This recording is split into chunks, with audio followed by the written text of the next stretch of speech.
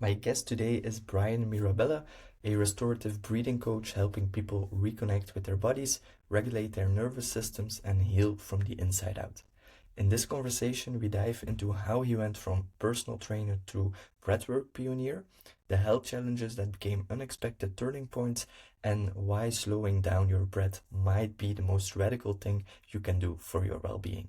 Enjoy. Hey, Brian, how did you first get started as an entrepreneur? Was there like a aha moment that you knew that you wanted to create your own path? I had been a personal trainer. I started being a personal trainer back in 1990 when there were no personal trainers. So I was still in college. And from college, I became a personal trainer. And then I was almost going to become a fireman. But then I got a better job as a training manager at a 50,000 square foot gym here in New York City. So I wound up being the manager there for about 7 years. And then in 2005, I took my business outside and I just started working for myself. So it's been 20 years that I've been on my own. And it's just obviously it's better once you have a following, it's better not to work for anybody. And instead, I just get to work myself and make my own hours and do my own thing. Mhm. Yeah. Okay, that's really cool. And so, if I'm correctly, you started as a personal trainer. How did you go into breathwork? How did that happen? That's a great question. Well, it wasn't planned. It, it came at a moment where I was really, really struggling. So I started being a breath instructor. October was 7 years ago, but then I had done Wim Hof for a year before that. So I got into breathing because of Wim Hof, because he was getting so popular back then. But his method almost killed me because we could talk about that. Maybe not right now because it's not part of the answer to the question, but it was killing me. And hyperventilating was just destroying my nervous system because my nervous system already was underperforming. So I decided that I needed to learn more breathing. And as fate would have it, I went to a movement seminar in New York City with Dr. Emily Splichal. She's got the EBFA company here in New York. It's pretty amazing. And it was a 4 day seminar. And on day three, she said in the morning, she's like, okay, or it's the afternoon. So like 2.5 days into this, now I was just a personal trainer. I only wanted to learn movement. Even though I was practicing Wim Hof, I wasn't thinking about being a breathing coach. So on day three in the afternoon, she said, okay, everybody, we have a lovely guest, a special guest for you. Her name is Lois Laney, and she's going to come and talk to us about breathing. And Sam, I went like this. Oh, I literally had a visible reaction. Like, oh man, come on. I'm here for movement. I don't want to learn about breathing. I'm like, we breathe. But you know, that's the funny thing. And this is what happens with all my students is as she started to talk, I started to go, oh, wow, I do that. Oh, that's me. And they were all bad things. And I was like, oh God, I experienced that. And then she said she was going to demonstrate something. Who wants to be first? So I raised my hand and she took a Q-tip.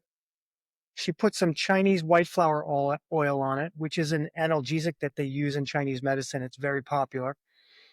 And she took it and she stuck it in my nose in front of 40 people. And my nose was completely blocked. So when the Q-tip went in my nose, I thought she was going to puncture something. So I was like this, like scared. My eyes were running. But she's such a wonderful teacher. She's been my teacher now for 7 years. She just stayed with me. She made me feel safe. And then she eventually got that Q-tip all the way in my nose. But she said, Brian, how are you breathing? And I said, not well. But I didn't know not well until she started to talk about it. If she would have asked me that before she put the Q-tip in my nose or spoke, I would have said, what are you talking about? But when I heard her speak about sleep and mouth breathing and hearing yourself breathe, I thought, oh my gosh, that's all me. Joint pain. I was like, I have all of that. So a year and a half before that, I had met an acupuncturist who'd been practicing for 25 years. And when she was young in school in Poland, they nicknamed her the healing hand. She was gifted. And I found her through a client of mine.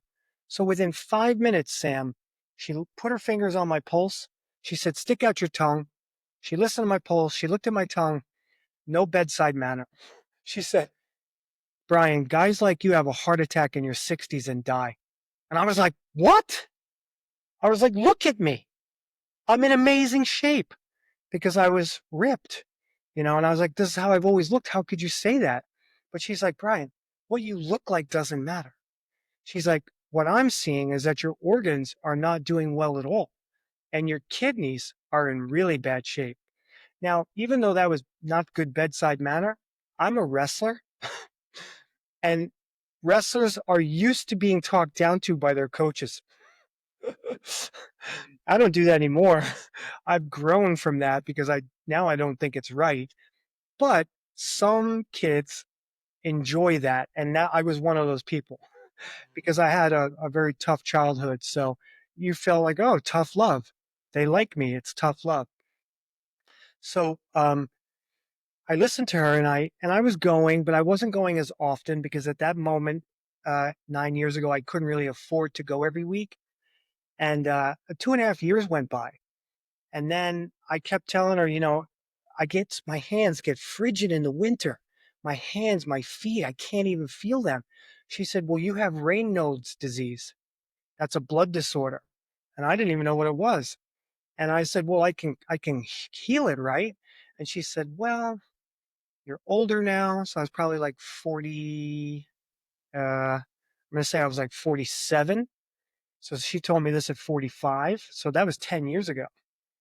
So I said, well, I could heal it, right? And she said, well, you're older. Your blood is drying out as you get older. She said, I don't think so, but I can help it from getting any worse. And I said, wait a minute. I already had 2 herniated discs 4 years before that I cleared and healed. And through no Western science methods at all through Thomas Myers bodywork and chiropractic. And I healed my back to the point where I was back bending and bridging. My discs grew back, right? Because your body can heal itself. So I knew that. I said, if a starfish can regrow a leg and you could take out half a person's liver and the liver can grow back, then everything can grow back. It's not just the liver. But for 2.5 years, I anguished in agony until I found Thomas Myers, who's like, he's 75 years old. He's like the guru of body work and fascia. He was Ida Rolf's protege 45 years ago. And Ida Rolf was the woman who wrote the first book on structural integration. And that was in the 1960s. She might even wrote it in the 40s. She was 75 when he was her mentor and he was 20. So anybody out there wants to get expert body work, go to anatomytrains.com and find a practitioner, because those people, they helped me repattern my body. So then if the fascia is tight, it's pulling on your spine and it's pulling everything out of alignment and you get stuck out of alignment. So they're trained to look to know where to let go of the fascia. It's not just a massage. And then I started going to a chiropractor, and then I healed my back. I healed my back. It went away. And these were massive herniations that the doctor told me you need surgery, and I didn't do it. So that's how I started my journey. And then when Lois stuck that Q-tip in my nose, thankfully, she's from Phoenix. The next following week, she was going to be in New Jersey giving a 3-day certification course. So I immediately joined. I like $1,800. I'm in. So that's how I got my breathing journey. But all those things led to that. And remember, all those things were bad things. But if you're a person who prides themselves on critical thinking and knowing that when you experience life, you gain wisdom, I said to myself, well, maybe everything I've been taught isn't right. I was a weightlifter, a wrestler. I started to have to rethink the body in a fascial way. And look at the spine and look at Chinese medicine and go into the Eastern arts. So now I'm fully in the Eastern arts and I wouldn't be caught dead in a Western trained doctor's office. I've never had a colonoscopy. I'm 55. I haven't been to a Western trained doctor in 20 years. I'm not going to have my blood work done because my acupuncturist tells me that my organs are in fantastic shape and they were dying. But that's another story because Mm, that's what got me on the fruit journey. I'll okay. ask that question later. Yeah. Okay. Amazing. And so you you started as a personal trainer, then it came on your path, the breathwork thing, because of your health and the workshop. How did you envision your business when you were starting out? Like, how did it look like, and how is it different than what you're doing today? Well, when I was a personal trainer manager at this gym in New York City, I was the most popular trainer. So I was able to take my clients with me. So I started out with a personal business. So I didn't have anything to worry about because people wanted to leave with me. So right from that moment, I was just an entrepreneur. And I was just basically, I read Napoleon Hill's book, Think and Grow Rich. And then I realized, I thought, oh, I'm on my own. I'm doing great. And he said, if you still have to work for an hourly wage and you think you're on your boss, but basically what it means is you own a job. So I was like, wow, I own a job. So I worked for someone as in a job. Now I own a job. So I was like, man, how do I get myself to make residual income? But I never really got there until the scamdemic happened with COVID. When they told us, I live in New York City and we were the first city shut down. So when they told us that they were going to shut us down, I knew that was a lie because I knew it was fake. I knew it was completely a scam, that they were scamming the population worldwide. It's a travesty. It's diabolical. Because as a breathing coach, every bit of science that I know was completely going against what they were telling the public. So when they shut us down in New York City, I couldn't work. I couldn't work. I had all these clients and I couldn't go to work. I couldn't make any money. So I immediately started online and I was teaching people breathing, but not really full force because I believed in it, but I didn't have enough experience in it. So I was really just training myself. And then I was sort of telling people about it, but people didn't really want to shift because they didn't want to take their training time away and do breathing because nobody knew about it. So they're like, oh, this is stupid. I'm paying you all this money. I want to work out. So I started online. And within 3 days, I built a website and I started a class and I started promoting myself on Instagram. And I only had like 3,000 followers. That was, yeah, I probably had like maybe 6,000 followers. And that was 4 years ago, 4.5 years ago. And now I have like over 60. So I started teaching classes. And in my first class, I got 8 people. And then in the following class, because I was doing them for a month, I had 10, then I had 15, then I had 25. And that's when I said, oh, this is what I want to do in life because when you train somebody, you don't really see results very fast. And in a way, I'd been beating people up for years and I was sick of it. I was sick of going into work every day and counting repetitions and telling people what to do. And the people I was training a lot of CEOs and they don't really care. They only come to the gym because they know they're supposed to. So they don't pay attention to what they're doing. And it's always like, what do I do now? What do I do now? So, my energy, constantly giving out all this energy. And when it came to breathing, it was like a whole new world opened up for me because people were really coming to me because they needed help. And then after a month of training, they were getting this help and they were having these transformational experiences. And I just said, well, this is what I want to do for the rest of my life. And I still train people because I train world class athletes, CEOs, but I'm really teaching more of the brain health and breathing health perspective. But of course, I have everything. So I have many hats that I wear. And I also help people to reprogram their subconscious. I do a technique that's called Psych-K. It's like NLP on steroids. So my whole approach is a wellness approach for longevity, not to have big muscles.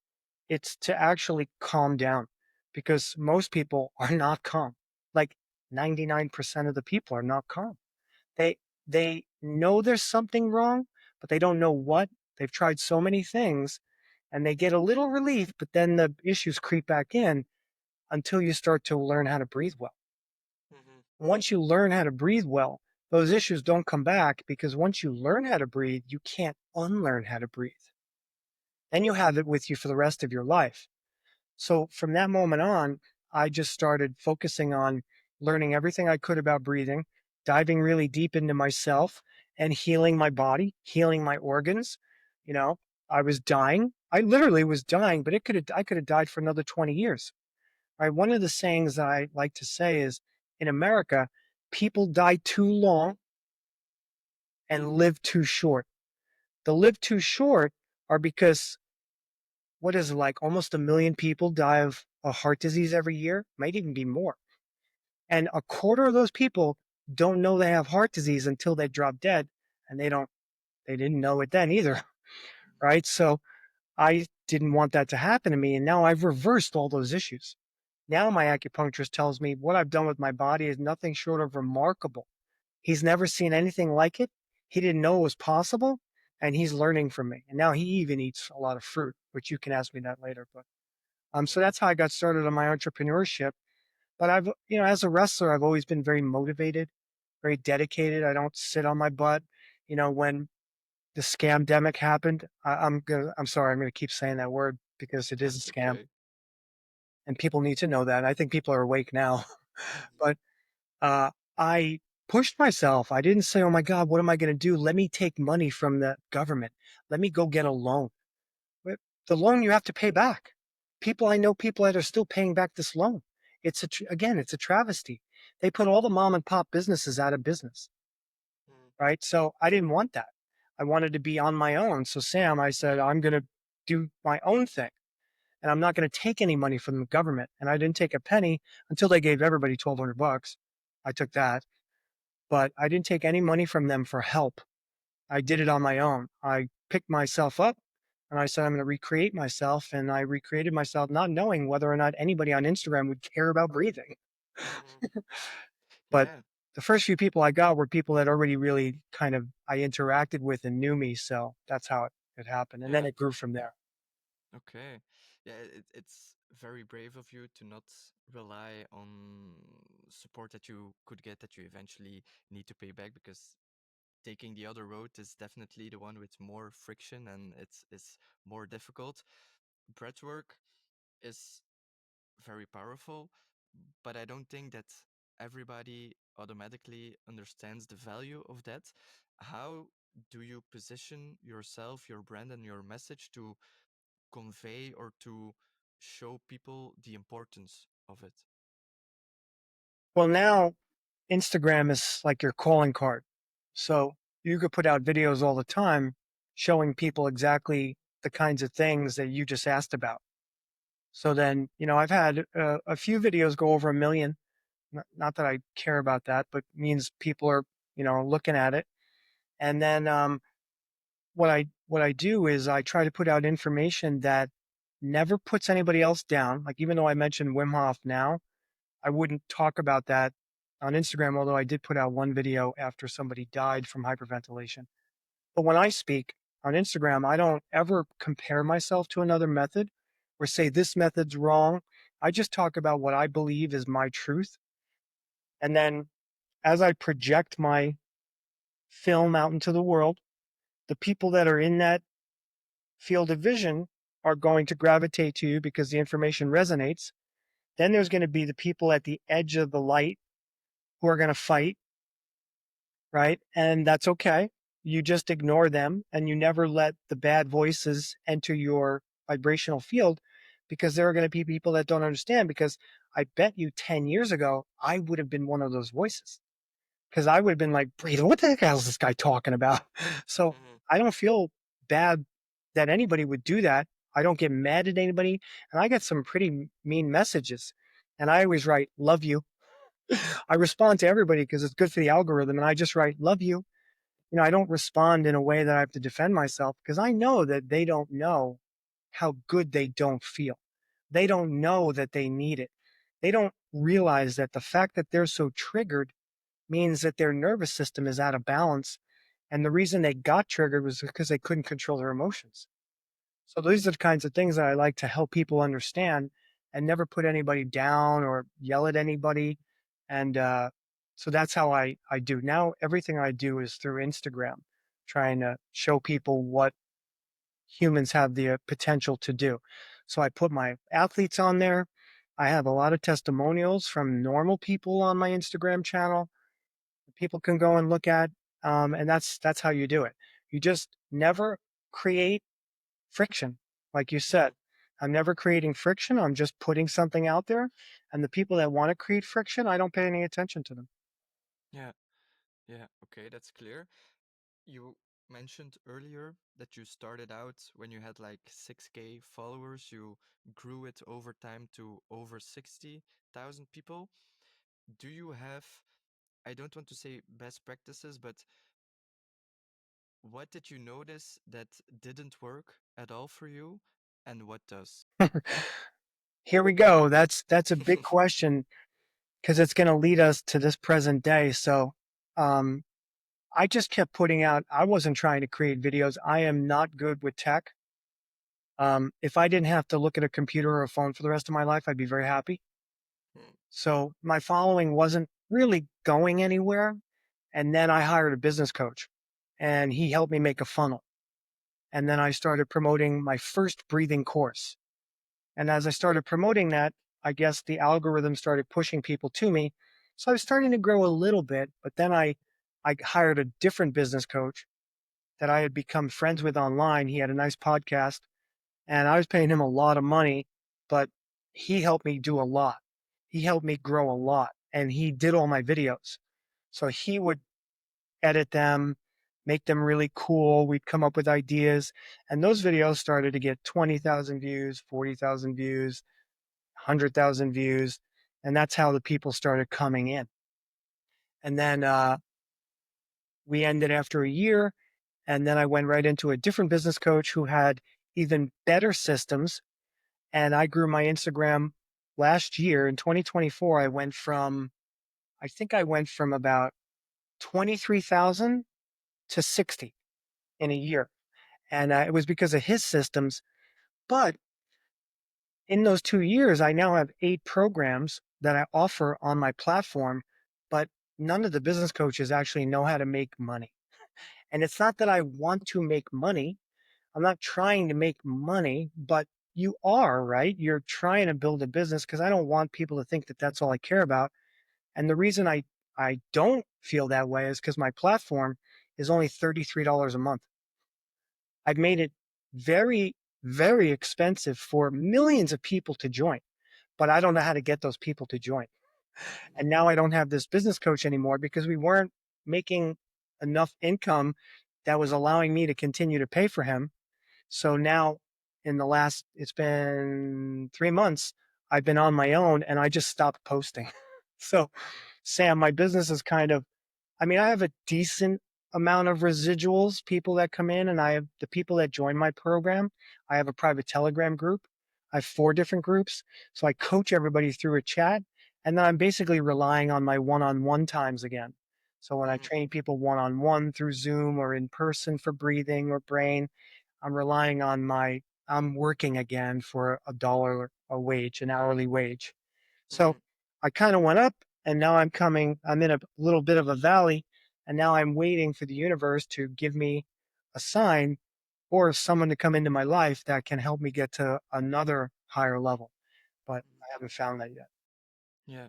Okay. And what would you say is like the biggest difference from before you were at 24,000 followers and at 60,000? You talked about the coach having better systems. Yeah. Can you share a bit more? Yeah, that's great. Another great observation. So, in 2024, I started a year-long program with my mentor, Lois, the woman who I first got certified by. The only reason it took so long is because COVID shut her down. So for 4 years, she couldn't give out this year-long program.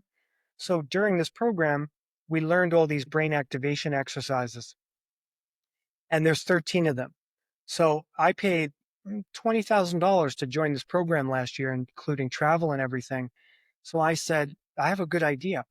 What if I give out all 13 of these exercises for free? And because again, I'm trying to figure out ways that I can give back to the people who can't afford anything. So I made a free workout tool. So if people go on my Instagram and they comment EBA, so E as in eat, B as in boy, A as in apple, under one of the posts, my posts always say, comment the word EBA. So if you comment on that post, you get these free tools, but you do have to give me your email. And then when you give me your email, I send people emails like every other business, and then I talk about what's in the business and, but I'm never on Instagram. I'm never selling. I'm just offering something. And that is how we grew. We grew because we had a couple of videos that went over 1 million. And then I've done a lot of podcasts with Melissa Wood Tepperberg, and that was huge. She's got 1.2 million followers, and I was her largest viewed podcast ever. So I got a lot of attraction from that. And it was that system. It was giving something away for free that brought 34,000 people to me. Yeah. Okay. Yeah, that's really a powerful way of growing your brand. And it's like the reciprocity rule. I don't know how to pronounce it very correctly, but if you give something, people are they have the feeling like, damn, I should return the favor. So it's definitely a very good strategy to grow.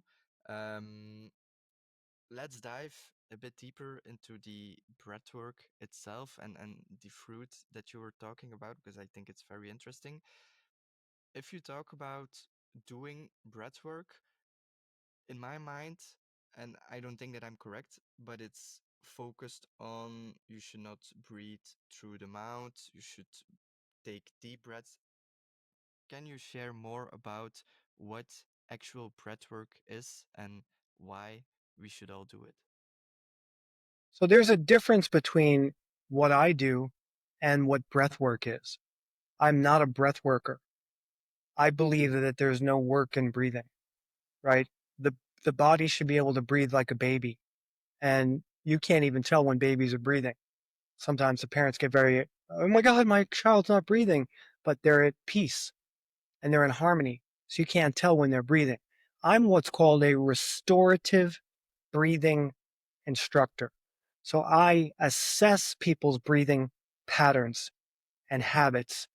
And then from those assessments, so I work with people one on one all the time.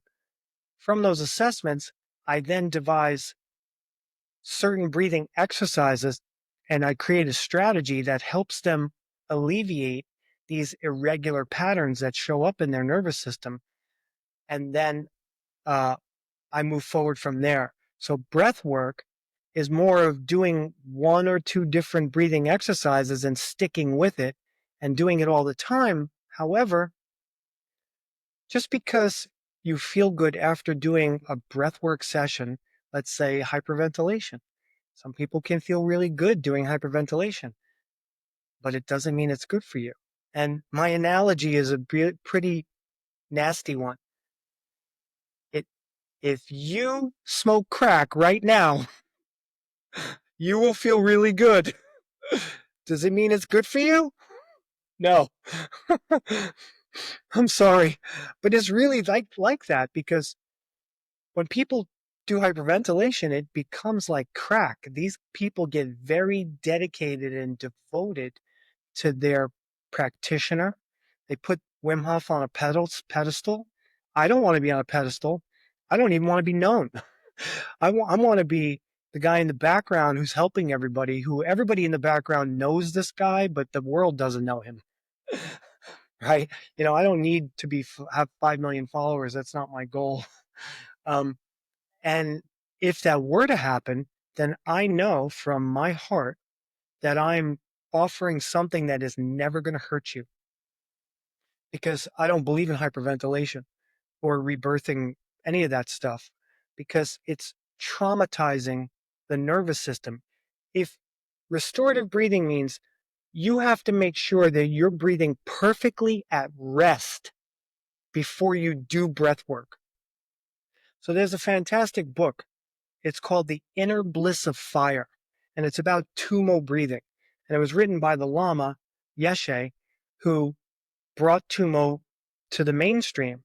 But in the book, and people don't know this, in the book, he says these monks, before they go to the Alps and put these ice blankets on them to heat them up through Tumo breathing, they have to be, they have to be initiated for 2 to 3 years before they do any kind of adrenaline breathing. So they make sure that they learned and they mastered the art of being a perfect breather. Then they can go hyperventilate and possibly change their state of consciousness because they can come back out of it. But if you're somebody who's not breathing well to begin with, and you do those methods and you say, but I felt better, it must be good for me, that doesn't mean it is. And I've nursed a lot of people who have done hyperventilation back to good health, because there are just as many people who feel good with it don't feel good with it. But those guys are never going to tell you about the people who don't feel good. In fact, last year on Wim Hof's retreat, my wife's boss was there, and there was a 55-year-old woman in his 4-person group. And on day 4, she didn't come down for breakfast. And she died in her sleep. She had a stroke. And the Wim Hof camp said that she lied on her intake form about her health. Of course, because they've been sued so many times already. They've been sued a lot. They're dealing with a lot of lawsuits, and there must be a lot of people out there who have already died and wouldn't know it. Because when you hyperventilate, you numb yourself like crack. I'm sorry, but it is. You're numb. You're off-gassing carbon dioxide. So let's really talk about that. There's a physiological law. It's called the oxygen hemoglobin dissociation curve. And it was originated by a scientist named Christian Bohr, who happened to be the father of Niels Bohr, who was a Nobel Prize winner in 1917 for quantum physics. And his father originated this law in the lab, and they named it after him, the Bohr law, or the oxygen hemoglobin dissociation curve. And in this law, it states that everybody knows that oxygen is carried by a red blood cell. But what they don't realize is that inside the red blood cell, the oxygen isn't just floating around, it's actually bound to a protein called hemoglobin. And every year when you go to get your checkup, they test your hematocrit level. That's the amount of oxygen carrying hemoglobin in your blood. So doctors do look at this, and they know that you need to have a higher hematocrit count, because a higher hematocrit count means you can carry more oxygen. However, there's a paradox to this. Just because you have more oxygen in your blood doesn't mean you're utilizing it. So let's take the pulse oximeter. Everybody during COVID would put the pulse oximeter on, or they would go and get checked to make sure their oxygen levels were high. So when people see 99, they go, yeah, I'm 99. I'm loaded with oxygen. When they hyperventilate, they go up to 99. They say, oh, I'm breathing in more air. I'm getting more oxygen in my body. Sam, it's not true. It's literally 180 degree in the reverse. When you hyperventilate, you're removing carbon dioxide. Carbon dioxide is 100 times more important to the body than oxygen is, because carbon dioxide is the signaling molecule that tells hemoglobin to dissociate from oxygen. And when the dissociation happens, now oxygen is free.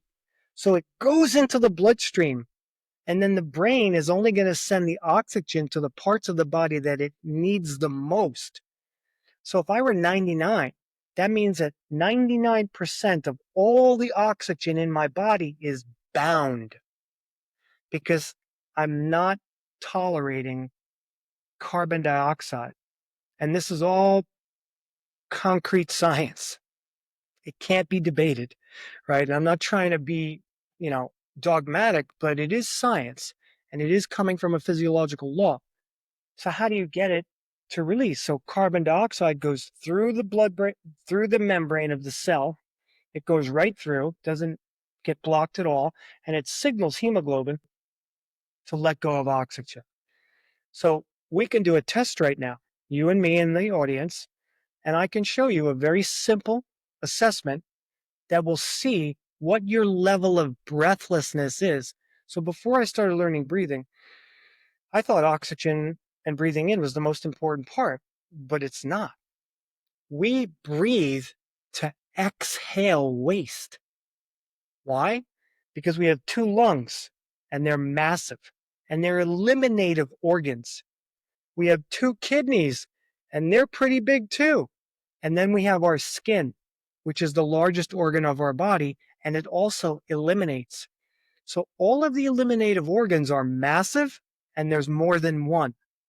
So the neurological drive to breathe is to exhale carbon dioxide, then the body instinctively brings oxygen into the lungs. So it's not about breathing in, it's about breathing out. And when you breathe out, there's a certain amount of carbon dioxide left in your blood, and it's called ECO2, end tidal carbon dioxide. It's how much CO2 is left in your blood. And you could be all the way up to 44 parts out of 100.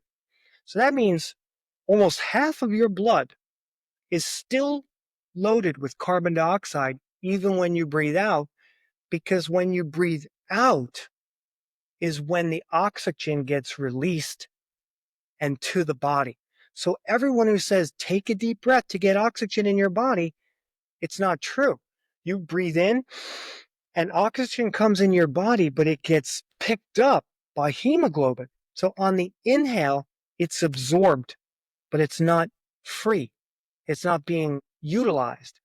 On the exhale, it becomes free and utilized. And that's a complete, disconnect from what people are teaching in the world. And this is why we have to be able to teach people what real breathing is. And then if you want to do your other techniques, you can. So this assessment is called the Bolt score. And it actually originated from Konstantin Buteyko.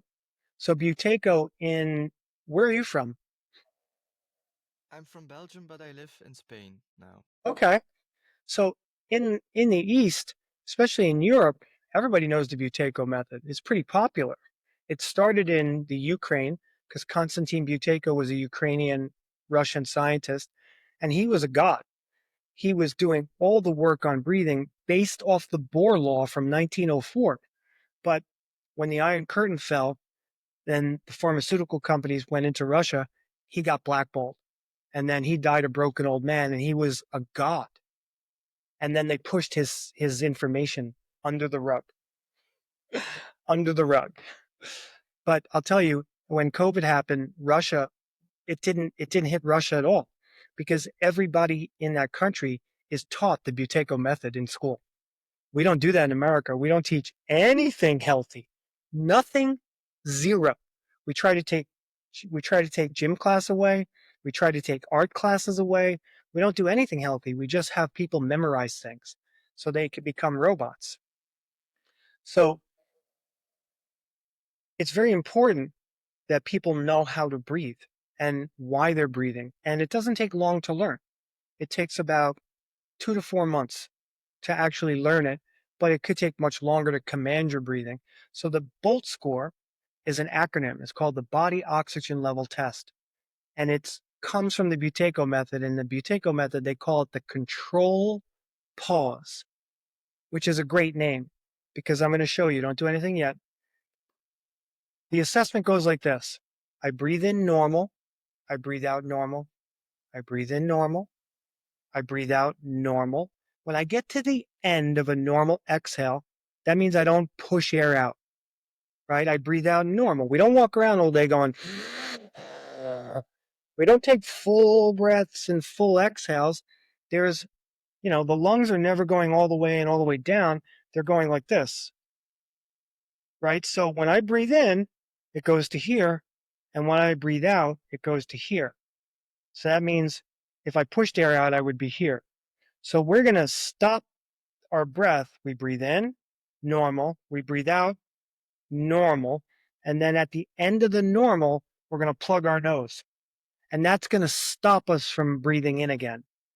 Now, what we do is while we wait after the passive exhale, we're going to wait until we feel the first sign that tells us we feel like we want to take a breath.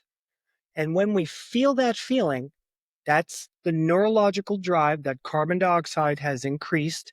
And the brain says, oh, I got to get rid of it. So it's time to breathe.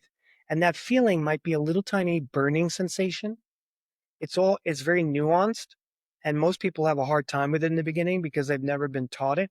So they don't know when that feeling comes on. So they might hold too long. But we'll do it. Maybe we'll do it 2 or 3 times. We'll give you 2 or 3 tries. Oh, I need to get my phone because it's got my timer on it. I'm still here. Okay, amazing. Just got to get my timer so I can time you. And we're not going to have our emotions tied to this result, right? We're going to stay curious about our result, meaning yours and mine. And then everybody else out there, don't get upset when we talk about this afterwards, because I'll be able to give you a good technique that can help you too. So I'm not just going to leave people guessing. I'll actually teach you a breathing technique that you could start with right away. Okay, nice. Okay, so Sam, what you're going to do is you're going to interlock your fingers and you're going to bring your fingers right to your nose because you don't want to bring your head down. So you're going to take a few breaths, whatever normal is.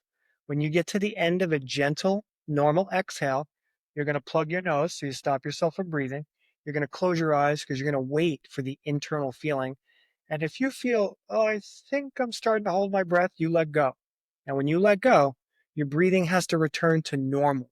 But if you let go and you go, and you feel yourself breathing in, you went too far. You got to let go. So if I go, that means I had to let go, but I didn't realize it. So you want to let go at the beginning of that feeling, which that's where the nuance comes in. It's like, when is that? You got to practice.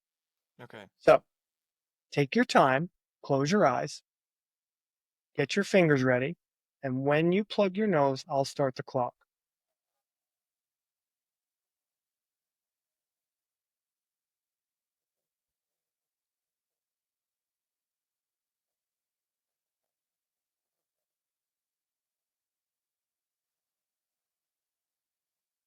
Nice. Okay. Yeah, looks good. I didn't see you take in a big breath. Now you should be saying to yourself, I think I could have went longer. But if you have that feeling, then you did the test correctly. Because if you went longer, you would feel like you're holding your breath. So you went 11.6. Now, here's where we're going to talk about the results a little. So when it comes to our level of breathlessness, which is what this test checks, if we're under 15 seconds, we consider it to be a critical situation. But as young as you are, that critical situation could take 40 more years until something presents itself. And that something is what the West tries to call chronic degenerative disease. But Professor Buteyko did so much research, and he said over 200 diseases known to man are all breathing disorders. And the number one killer in America is heart disease, and it's a breathing issue. You're either breathing too much or too little. And this assessment can give us a good idea on if we're breathing too much or too little. So if it's under 15, we're generally breathing too much. We don't know it though, or some people do, but we might not know it because, first of all, nobody ever talked to you about breathing. You're not going to be aware of it like I wasn't. But now you will be. So now I'd like to give you and your followers, listeners, a good exercise to do in order to get that number to go higher. So uh, let me back up just a little. So under 15 is critical, but doesn't mean there's anything wrong with you. It means that it could happen. Mhm. Doesn't mean there's something wrong with you. Now, the perfect score, baseline homeostasis, is 1 minute. We should be able to pause our breath and not feel any desire to breathe for 1 minute. That's I've in the 8 years I've been teaching people, I've only met 2 good breathers, over 800 people. 2. And I was the worst of the worst. I really was. I've only had one other student who was as bad as me. But I had everything wrong with me. And I've overcome that, which is why I feel like I'm a really good instructor, because I've been able to overcome it myself. So then when it presents itself to me and another person, I'm like, oh, I know that because that's what I had. So I know how to be able to direct them. And that's why people work with me one-on-one instead of just going on the platform, because then they have to learn on their own. But the exercise, the restorative breathing exercise that we're going to do right now is called nose unblocking or decongesting the nose, or it's even very useful in a very high stress situation. So the exercise goes like this, just like you did before. You breathe in normal, you exhale normal, and you plug your nose. So now you're holding your breath, but you're going to bob your head. And now you're holding your breath. When you feel that you're going to go past your bolt, when you feel like, okay, I'm holding my breath, I feel like I'm 50% full, like I want to breathe, you're going to let go. And when you let go, I'd like you to breathe in very slowly and softly. Actually, let's do 1 minute of teaching you and your listeners how to breathe light so you can do the breath correctly after you let go. So go ahead and close your eyes for me and just observe the tip of your nose and your nostrils. And as you breathe, I'd like you to notice if on the inhale your nostrils flare or they don't do anything. And just feel the slightly colder air enter your nose and the slightly warmer air leaving your nose. Breathe into the back of your throat. Don't breathe up, breathe horizontal because the air needs to go down. And therefore we breathe low. If we breathe up, we're going to be more of a shallow breather and our shoulders are going to raise up and we're going to breathe into our chest. So when we breathe horizontally, we breathe low, and that's the magic. But it's the speed of the air, Sam, that matters most. The gentler you breathe in and the slower and the softer, you maximize a gas called nitric oxide that your body produces on its own. And when you breathe light and gentle and still, you maximize this gas and you get vasodilation.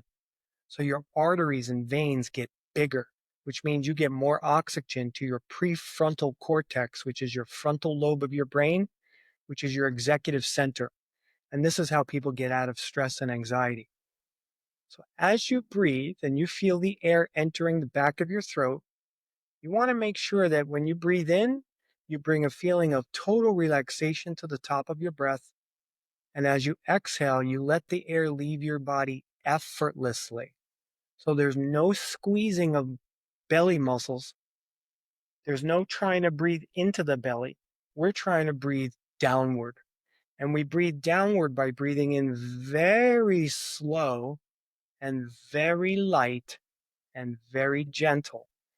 And that brings more oxygen into our lungs than if we were to take a bigger breath, which they call deep, but it's not.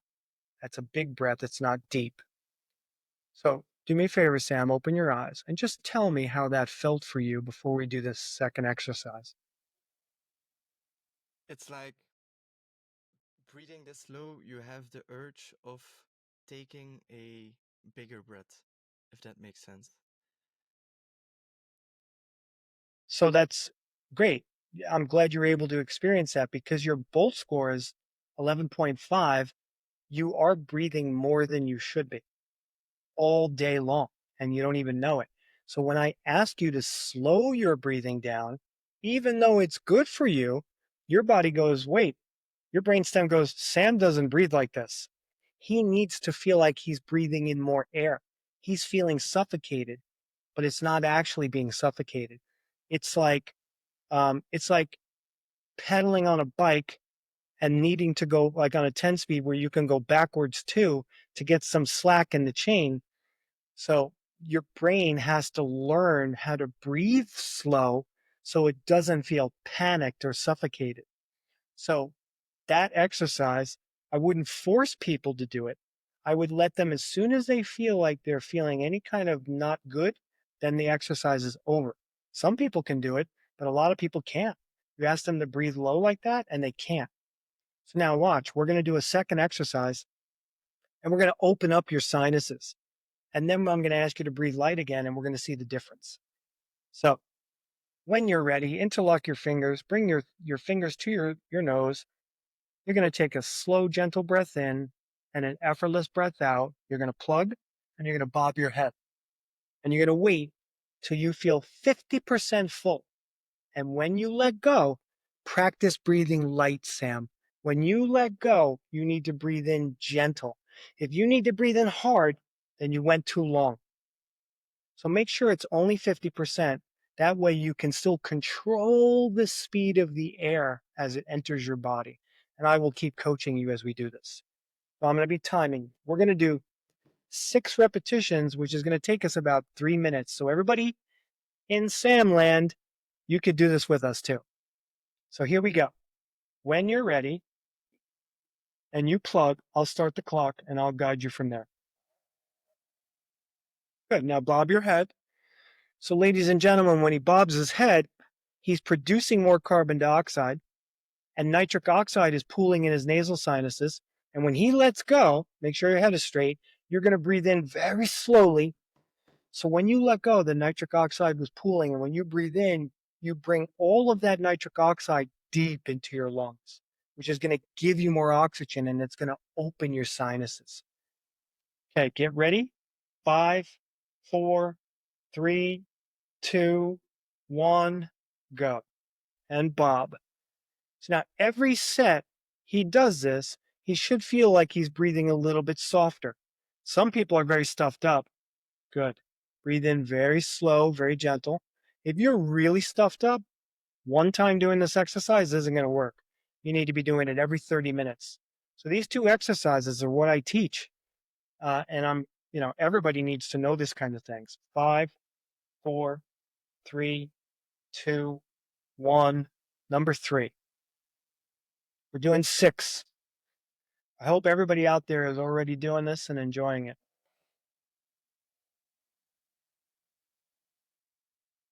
Good. Slowly and gently inhale. Allow the exhale to be effortless. Allow the inhale to be gentle and the exhale to be effortless. 5, 4, 3, 2, 1, go. Now, everybody out there, I'm giving Sam 20-second break.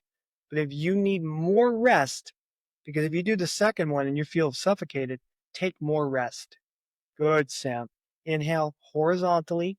You should feel your belly being down. You want to breathe low and down. Still have 10 seconds. So you're just breathing normally in between. 5, 4, 3, 2, 1, go. You have one more after this.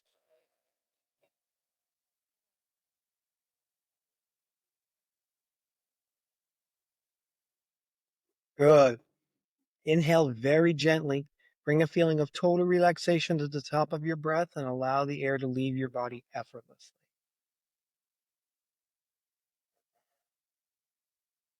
Last one. 5, 4, 3, 2, 1, go.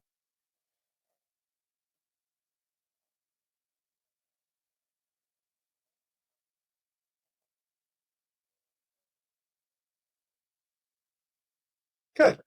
So that exercise took 2 minutes and 55 seconds. So if you have a really stuffy nose, every 30 minutes, but you got to do it every single day.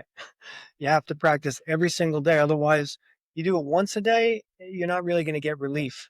You have to do it multiple times a day. Now, Sam, close your eyes and feel the slightly colder air enter your nose and the slightly warmer air leaving your nose.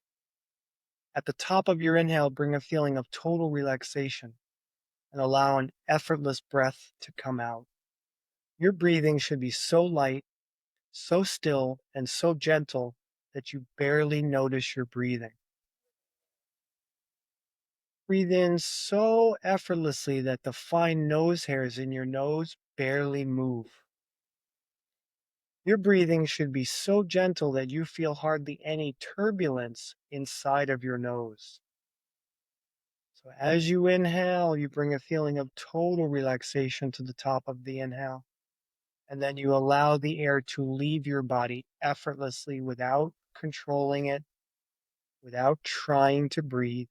The air breathes us. We don't breathe the air. The air breathes for us. Beautiful, my friend. Open your eyes. Tell me how that felt and how your nose felt compared to the first time. The inhale, it was a little bit easier to do it slower, and the exhale felt more relaxed, chill. I don't know, like it just you aren't thinking about it, it's just happening. Um, so yeah, I think that's like the biggest difference Yeah, between the two. beautiful. The reason your inhale was slower was because you had a bigger space. If your nose is compressed and the hole is small, you have to breathe harder through a small hole, just like your veins and arteries. Your blood pressure is going to go up if your arteries are clogged. So we opened your nose, and then when we tried it again, you felt like you could inhale a little bit slower. When you inhale slower, you actually get more oxygen in your lungs. So now you're absorbing more oxygen. When you exhale really effortlessly, you're keeping more carbon dioxide. So now if you have more carbon dioxide and more oxygen, you're going to get more oxygenated. And then you know how you heal? Oxygen. Oxygen heals the body. It decompresses the tissues. It regulates pressure. It goes right to the mitochondria and it gives you energy. Hmm. Okay, amazing. Thank you very much for these exercises. I hope everyone at home is doing them as well and see for yourself how it feels. If people want to do more of these exercises or they want to get in contact with you, where can they connect with you and learn more about your work? Thank you for asking. Well, you can dive into my Instagram channel. I mean, for the last 2 years, my videos, I have many videos showing this kind of stuff. So you can peruse my Instagram channel and learn on your own, or you can click on my link tree and you can join my platform. Um, and then I can coach people through a chat, and if they're in the platform, or there's also an option to work with me. You can do a consultation with me, or you can work with me one on one. And then my website is quantumfitness.org. So I started this back in 2017 because I knew that breathing was going to be a big thing. And it's all about quantum energy, right? And the breath is quantum. So it's about the stillness. So quantumfitness.org, and my Instagram channel is breath underscore verse, like universe. And thank you. I look forward to being able to help as many people as possible. Amazing. Thank you very much.